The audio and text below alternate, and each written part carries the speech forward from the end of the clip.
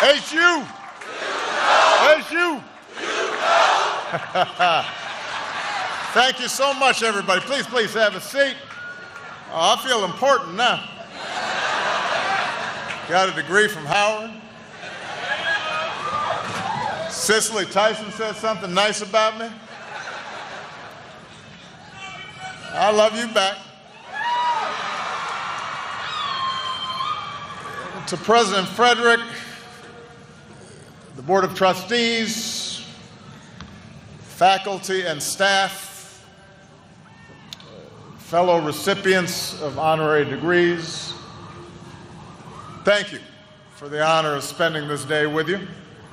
And congratulations to the class of 2016.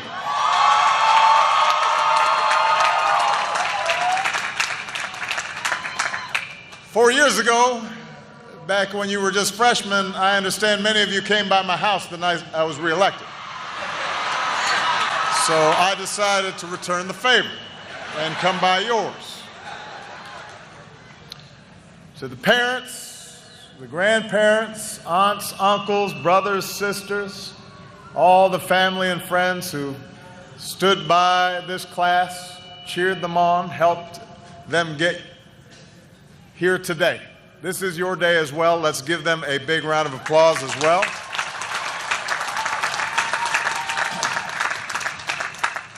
I'm not trying to stir up any rivalries here. I just want to see who's in the house. We got Quad,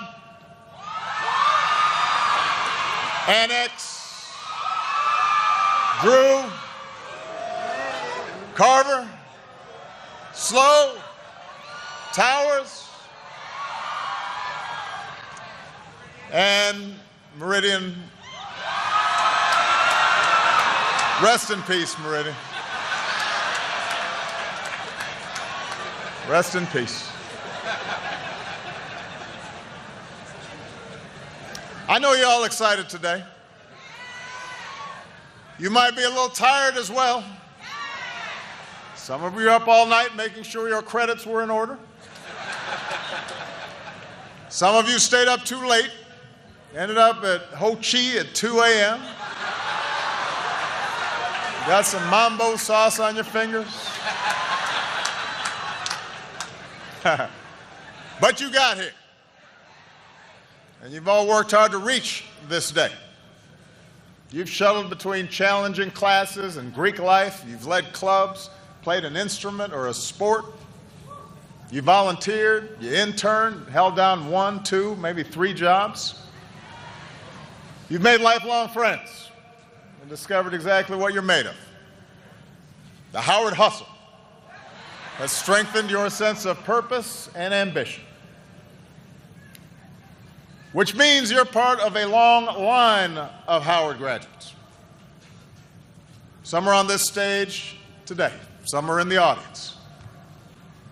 That spirit of achievement and special responsibility has defined this campus ever since the Freedmen's Bureau established Howard just 4 years after the Emancipation Proclamation, just 2 years after the Civil War came to an end.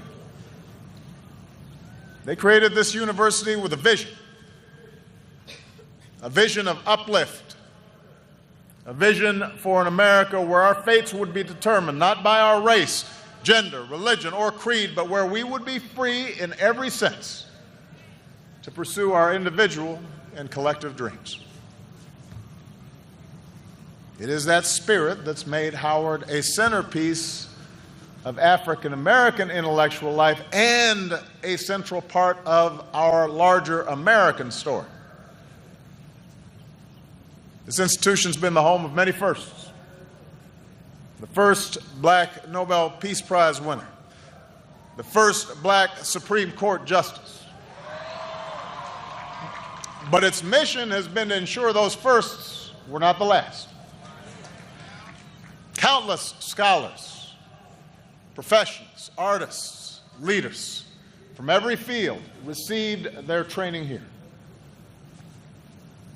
The generations of men and women who walked through this yard helped reform our government, cure disease, grow a black middle class, advance civil rights, shape our culture. The seeds of change for all Americans were sown here. That's what I want to talk about today. As I was preparing these remarks, Vernon, I realized that when I was first elected president, most of you, the class of 2016, were just starting high school. Today you're graduating college. I used to joke about being old. Now I realize I'm old. It's not a joke anymore. But seeing all of you here gives me some perspective. It makes me reflect on the changes that I've seen over my own lifetime. So let me begin with what may sound like a controversial statement. A hot take. Given the current state of our political rhetoric and debate, let me say something that may be controversial, and that is this. America is a better place today than it was when I graduated from college. Let me repeat, America is by almost every measure better than it was when I graduated from college. It also happens to be better off than when I took office, but that's a longer story.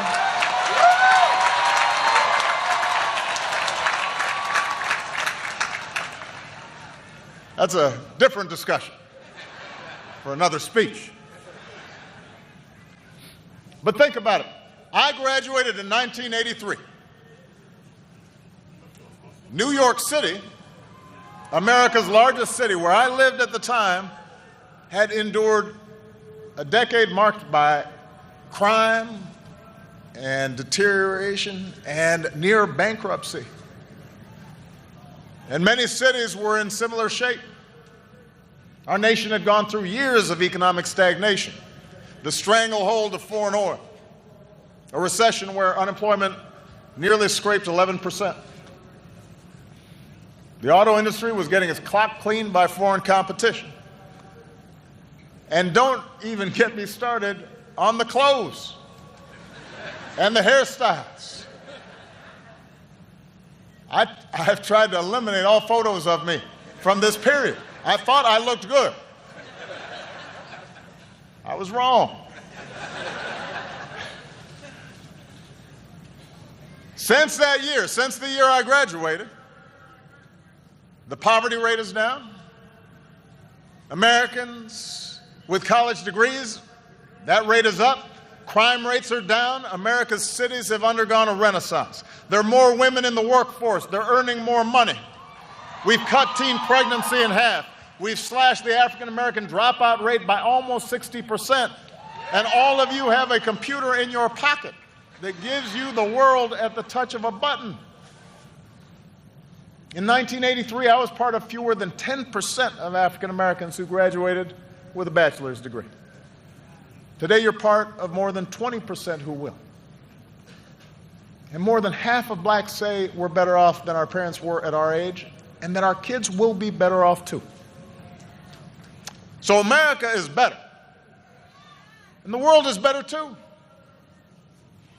A wall came down in Berlin. An iron curtain was torn asunder. The obscenity of apartheid came to an end. A young generation in Belfast and London have grown up without ever having to think about our IRA bonds. In just the past 16 years, we've come from a world without marriage equality to one where it's a reality in nearly 24 countries. Around the world, more people live in democracies. We've lifted more than 1 billion people from extreme poverty. We've cut the child mortality rate worldwide by more than half. America's better. The world is better. And stay with me now. Race relations are better since I graduated. That's the truth. No, my election did not create a post-racial society. I don't know who was propagating that notion. That was not mine. But the election itself, and the subsequent one, because the first one, folks might have made a mistake. The second one, they knew what they were getting.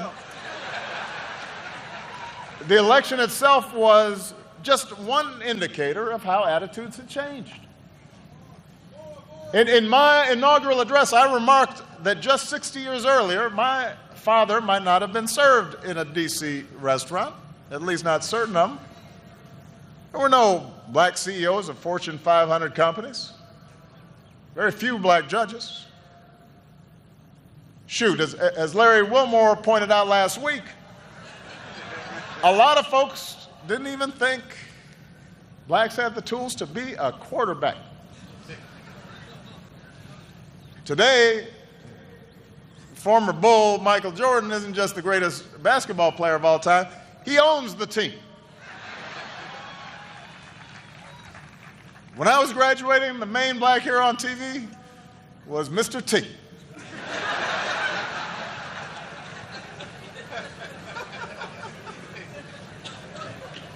Rap and hip hop were counterculture, underground.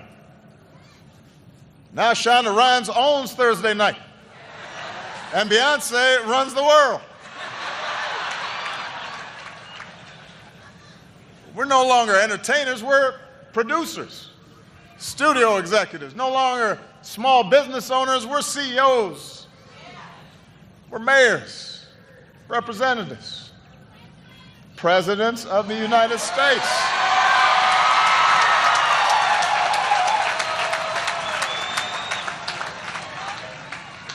Now, I am not saying gaps do not persist. Obviously, they do. Racism persists. Inequality persists. Don't worry, I'm going to get to that. But I wanted to start class of 2016 by opening your eyes to the moment that you are in. If you had to choose one moment in history in which you could be born, and you didn't know ahead of time who you were going to be, what nationality, what gender, what race, whether you'd be rich or poor, gay or straight, what faith you'd be born into, you wouldn't choose 100 years ago. You wouldn't choose the 50s or the 60s or the 70s. You choose right now. If you had to choose a time to be, in the words of Lorraine Hansberry, young, gifted, and black in America, you would choose right now.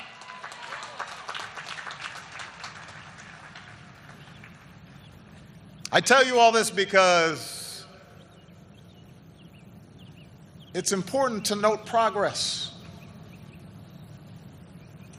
Because to deny how far we've come would do a disservice to the cause of justice, to the legions of foot soldiers, to not only the incredibly accomplished individuals who've already been mentioned, but your mothers and your dads and grandparents and great-grandparents who marched and toiled and suffered and overcame to make this day possible. I tell you this not to lull you into complacency, but to spur you into action. Because there's still so much work to do, so many more miles to travel. And America needs you to gladly, happily take up that work. You all have some work to do. So enjoy the party, because you're going to be busy. Yes, our economy has recovered from crisis stronger than almost any other in the world. But there are folks of all races who are still hurting, who still can't find work that pays enough to keep the lights on, who still can't save for retirement. We've still got a big racial gap in economic opportunity. The overall unemployment rate is 5%, but the black unemployment rate is almost 9%. We've still got an achievement gap when black boys and girls graduate high school and college at lower rates than white boys and white girls. Harriet Tubman may be going on the 20, but we've still got a gender gap when a black woman working full-time still earns just 66% of what a white man gets paid.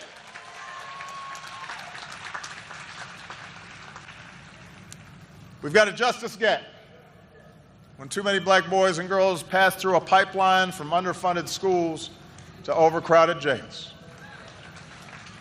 This is one area where things have gotten worse. When I was in college, about 500,000 people in America were behind bars. Today, there are about 2.2 million. Black men are about 6 times likelier to be in prison right now than white men. Around the world, we've still got challenges to solve that threaten everybody in the 21st century. Old scourges like disease and conflict, but also new challenges from terrorism and climate change.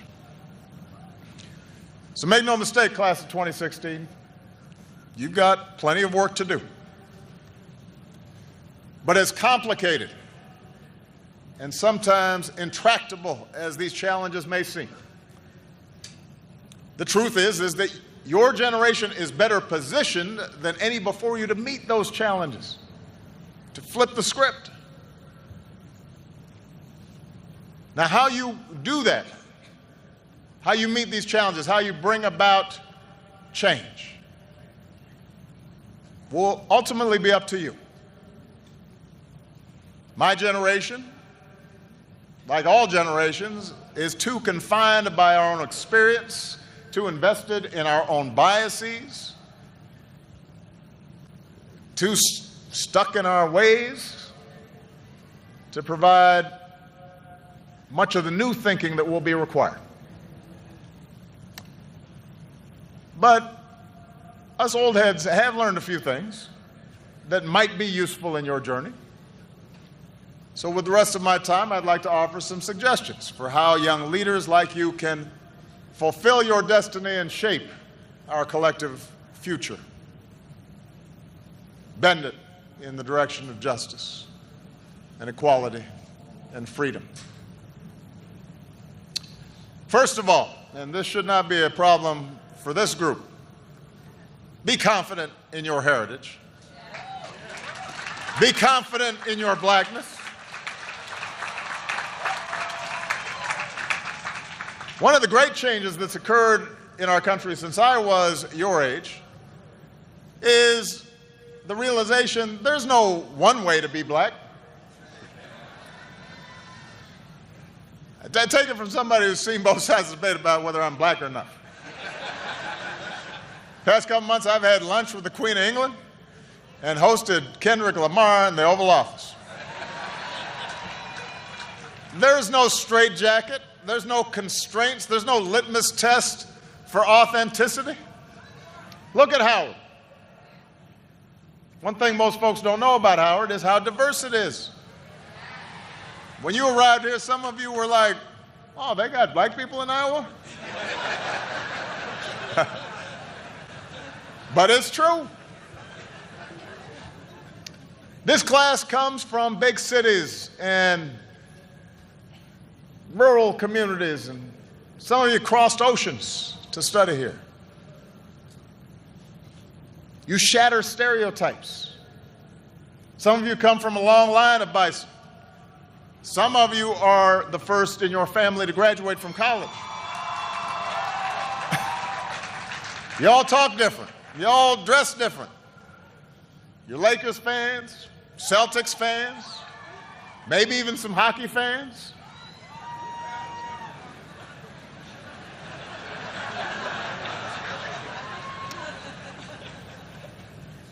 And because of those who come before you, you have models to follow.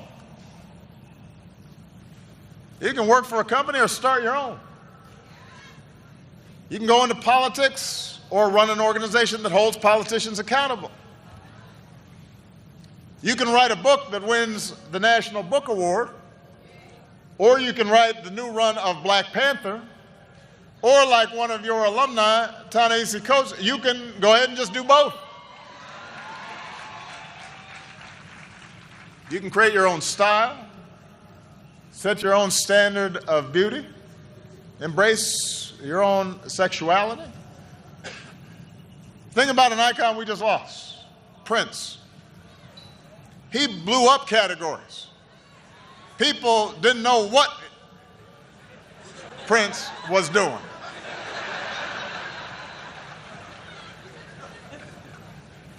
And folks loved him for it. You need to have the same confidence. Or as my daughters tell me all the time, you be you, Daddy. Sometimes Sasha puts a variation on it. You do you, Daddy. And because you're a black person doing whatever it is that you're doing, that makes it a black thing. Feel confident. Second, even as we each embrace our own beautiful, unique, and valid versions of our blackness, remember the tie that does bind us as African Americans. And that is our particular awareness of injustice and unfairness and struggle.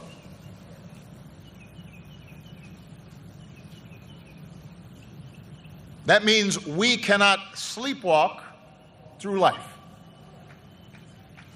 We cannot be ignorant of history. We can't meet the world with a sense of entitlement. We can't walk by a homeless man without asking why a society as wealthy as ours allows that state of affairs to occur. We can't just lock up a low-level dealer without asking why this boy, barely out of childhood, felt he had no other options. We have cousins and uncles and brothers and sisters who we remember were just as smart and just as talented as we were, but somehow got ground down by structures that are unfair and unjust. And that means we have to not only question the world as it is and stand up for those African Americans who haven't been so lucky. Because yes, you've worked hard, but you've also been lucky. That's a pet peeve of mine, people who've been successful and don't realize they've been lucky. That God may have blessed them. It wasn't nothing you did. So don't have an attitude.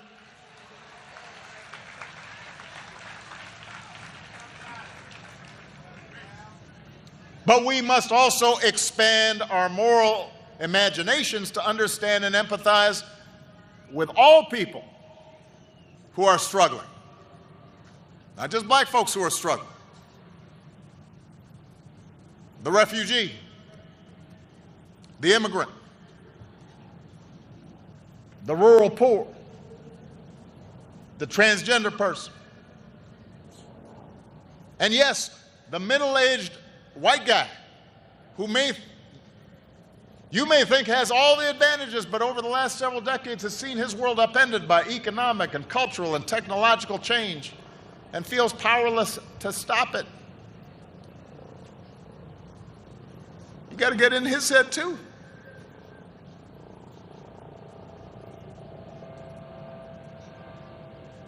Number 3,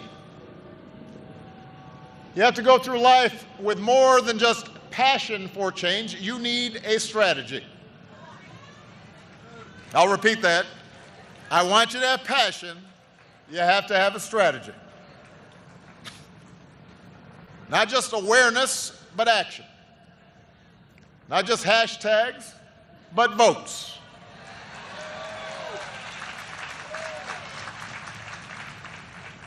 You see, change requires more than righteous anger.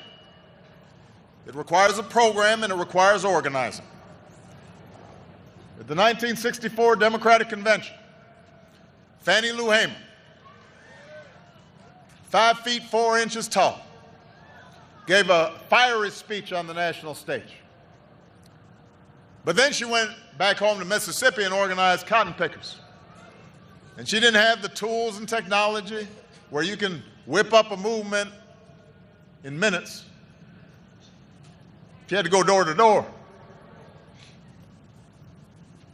And I'm so proud of the new guard of black civil rights leaders who understand this. It's thanks in large part to the activism of young people like many of you, from Black Twitter to Black Lives Matter, that America's eyes have been opened, white, black, Democrat, Republican, to the real problems, for example, in our criminal justice system. But to bring about structural change, lasting change, awareness is not enough. It requires changes in law, changes in custom. If you care about mass incarceration, let me ask you, how are you pressuring members of Congress to pass the criminal justice reform bill now pending before them? If you care about better policing, do you know who your district attorney is? Do you know who your state's attorney general is? Do you know the difference? Do you know who appoints the police chief and who writes the police training manual? Find out who they are, what their responsibilities are. Mobilize the community, present them with a plan, work with them to bring about change, hold them accountable if they do not deliver. Passion is vital, but you got to have a strategy. And your plan better include voting. Not just some of the time, but all of the time. It is absolutely true that 50 years after the Voting Rights Act, there are still too many barriers in this country to vote. There are too many people trying to erect new barriers to voting. This is the only advanced democracy on earth that goes out of its way to make it difficult for people to vote. And there's a reason for that. There's a legacy to that. But let me say this. Even if we dismantled every barrier to voting, that alone would not change the fact that America has some of the lowest voting rates in the free world. In 2014, only 36% of Americans turned out to vote in the midterms.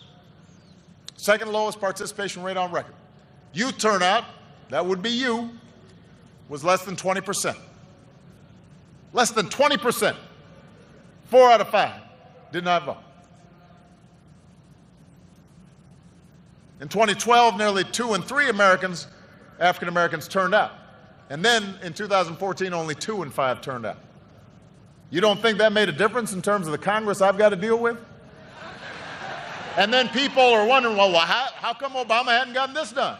How come he didn't get that done? You don't think that made a difference? What would have happened if you had turned out at 50, 60, 70% all across this country? People try to make this political thing really complicated. They're like, well, what kinds of reforms do we need? And how do we need to do that? And what? You know what? Just vote. It's math. If you have more votes than the other guy, you get to do what you want.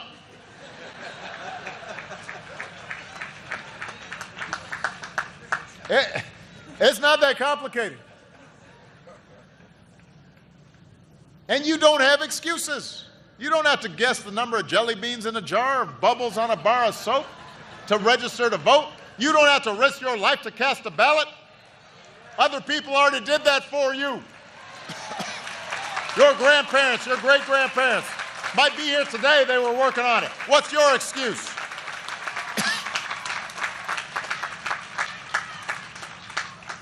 When we don't vote, we give away our power, disenfranchise ourselves, right when we need to use the power that we have. right when we need your power to stop others from taking away the voting rights of those more vulnerable than you are, the elderly and the poor, the formerly incarcerated trying to earn their second chance. So you got to vote all the time, not just when it's cool, not just when it's time to elect a president, not just when you're inspired. It's your duty. When it's time to elect a member of Congress or a city councilman or a school board member or a sheriff. That's how we change our politics, by electing people at every level who are representative of and accountable to us. It is not that complicated. Don't make it complicated. And finally, change requires more than just speaking out. It requires listening as well. In particular, it requires listening to those with whom you disagree and being prepared to compromise. You know, when I was a state senator, I helped pass Illinois' first racial profiling law, and one of the first laws in the nation requiring the videotaping of confessions in capital cases. And we were successful because early on, I engaged law enforcement. I didn't say to them, oh, you guys are so racist, you need to do something. I understood, as many of you do, that the overwhelming majority of police officers are good and honest and courageous and fair and love the communities they serve. And we knew there were some bad apples, and that even good cops with the best of intentions, including, by the way, African-American police officers, might have unconscious biases, as we all do. So we engaged, and we listened, and we kept working until we built consensus. And because we took the time to listen, we crafted legislation that was good for the police because it improved the trust and cooperation of the community, and it was good for the communities who were less likely to be treated unfairly. And I can say this unequivocally.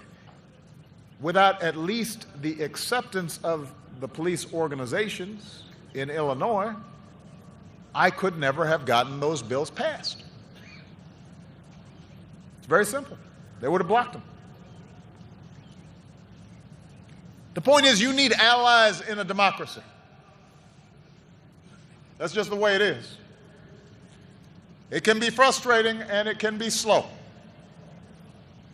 But history teaches us that the alternative to democracy is always worse. That's not just true in this country. It's not a black or white thing. Go to any country where the give and take of democracy has been repealed by one-party rule, and I will show you a country that does not work. And democracy requires compromise. Even when you are 100% right. This is hard to explain sometimes.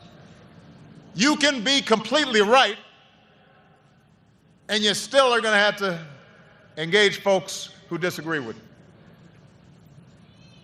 If you think that the only way forward is to be as uncompromising as possible, you will feel good about yourself. You will enjoy a certain moral purity, but you're not going to get what you want. And if you don't get what you want long enough, you will eventually think the whole system is rigged. And that will lead to more cynicism and less participation and a downward spiral of more injustice and more anger and more despair. And that's never been the source of our progress. That's how we cheat ourselves of progress. You know, we remember Dr. King's soaring oratory, the power of his letter from a Birmingham jail, the marches he led, but he also sat down with President Johnson in the Oval Office to try and get a Civil Rights Act and a Voting Rights Act passed. And those two seminal bills were not perfect, just like the Emancipation Proclamation was a war document as much as it was some clarion call for freedom. Those mileposts of our progress were not perfect. They did not make up for centuries of slavery or Jim Crow or eliminate racism or provide for 40 acres and a mule. But they made things better. And you know what? I will take better every time. I always tell my staff, better is good. Because you consolidate your gains and then you move on to the next fight from a stronger position. Brittany Packman, a member of the Black Lives Matter movement and Campaign Zero, one of the Ferguson protest organizers, she joined our task force on 21st century policing. Some of her fellow activists questioned whether she should participate. She rolled up her sleeves. She sat at the same table with big city police chiefs and prosecutors. And because she did, she ended up shaping many of the recommendations of that task force. And those recommendations are now being adopted across the country. Changes that many of the protesters called for. If young activists like Brittany had refused to participate out of some sense of ideological purity, then those great ideas would have just remained ideas. But she did participate, and that's how change happens. America is big, and it is boisterous, and it is more diverse than ever. The president told me that we've got a significant Nepalese contingent here at Howard. I would not have guessed that. Right on. But it just tells you how interconnected we're becoming. And with so many folks from so many places converging, we are not always going to agree with each other. Another Howard alum, Zora Neale Hurston, once said, there's a good quote here, "Nothing that God ever made is the same thing to more than one person." Think about that. That's why our democracy gives us a process designed for us to settle our disputes with argument and ideas and votes instead of violence and simple majority rule. So don't try to shut folks out. Don't try to shut them down, no matter how much you might disagree with them. You know, there's been a trend around the country of trying to get colleges to disinvite speakers with a different point of view or disrupt a politician's rally. Don't do that. No matter how ridiculous or offensive you might find the things that come out of their mouths. Because as my grandmother used to tell me, every time a fool speaks, they are just advertising their own ignorance. Let them talk. Let them talk. If you don't, you just make them a victim. And then they can avoid accountability. That doesn't mean you shouldn't challenge them. Have the confidence to challenge them. Confidence in the rightness of your position. There will be times when you shouldn't compromise your core values, your integrity. And you will have the responsibility to speak up in the face of injustice. But listen, engage. If the other side has a point, learn from them. If they're wrong, rebut them, teach them, beat them on the battlefield of ideas. And you might as well start practicing now, because one thing I can guarantee you, you will have to deal with ignorance, hatred, racism, foolishness, trifling folks. I promise you, you will have to deal with all that at every stage of your life. That may not seem fair, but life has never been completely fair. Nobody promised you a crystal stair. And if you want to make life fair, then you've got to start with the world as it is. So, that's my advice. That's how you change things. Change isn't something that happens every 4 years or 8 years. Change is not placing your faith in any particular politician and then just putting your feet up and saying, okay, go. Change is the effort of committed citizens who hitch their wagons to something bigger than themselves and fight for it every single day. That's what Thurgood Marshall understood. A man who once walked this yard, graduated from Howard Law, went home to Baltimore, started his own law practice. He and his mentor, Charles Hamilton Houston, rolled up their sleeves and they set out to overturn segregation. They worked through the NAACP, filed dozens of lawsuits, fought dozens of cases. And after nearly 20 years of effort, 20 years, Thurgood Marshall ultimately succeeded in bringing his righteous cause before the Supreme Court and securing the ruling in Brown versus Board of Education that separate could never be equal. 20 years. Marshall, Houston, they knew it would not be easy. They knew it would not be quick. They knew all sorts of obstacles would stand in their way. They knew that even if they won, that would just be the beginning of a longer march to equality. But they had discipline. They had persistence. They had faith and a sense of humor. And they made life better for all Americans. And I know you graduates share those qualities. I know it because I've learned about some of the young people graduating here today. There's a young woman named Sierra Jefferson who's graduating with you. And I'm just going to use her as an example. I hope you don't mind Sierra. Sierra grew up in Detroit and was raised by a poor single mom who worked 7 days a week in an auto plant. And for a time, her family found themselves without a place to call home. And they bounced around between friends and family who might take them in. By her senior year, Sierra was up at 5 a.m. every day, juggling homework, extracurricular activities, volunteering, all while taking care of her little sister. But she knew that education was her ticket to a better life. So she never gave up, pushed herself to excel. This daughter of a single mom who works on the assembly line turned down a full scholarship to Harvard to come to Howard.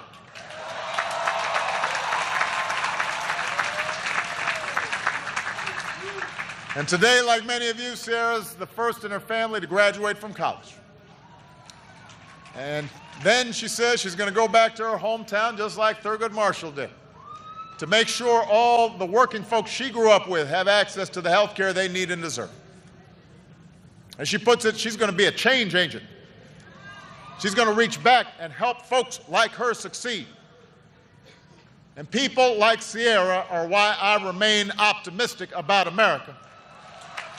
Young people like you are why I never give in to despair. James Baldwin once wrote, "Not everything that is faced can be changed, but nothing can be changed until it is faced." Graduates, each of us is only here because someone else faced down challenges for us. We are only who we are because someone else struggled and sacrificed for us. That's not just Thurgood Marshall's story or Sierra's story or my story or your story. That is the story of America. A story whispered by slaves in the cotton fields. The song of marchers in Selma. The dream of a king in the shadow of Lincoln. The prayer of immigrants who set out for a new world. The roar of women demanding the vote. The rallying cry of workers who built America. And the GIs who bled overseas for our freedom. Now it's your turn. And the good news is you're ready. And when your journey seems too hard, And when you run into a chorus of cynics who tell you that you're being foolish to keep believing, or that you can't do something, or that you should just give up, or you should just settle, you might say to yourself a little phrase that I've found handy these last 8 years. Yes, we can. Congratulations, class of 2016. Good luck. God bless you. God bless the United States of America. I'm proud of you.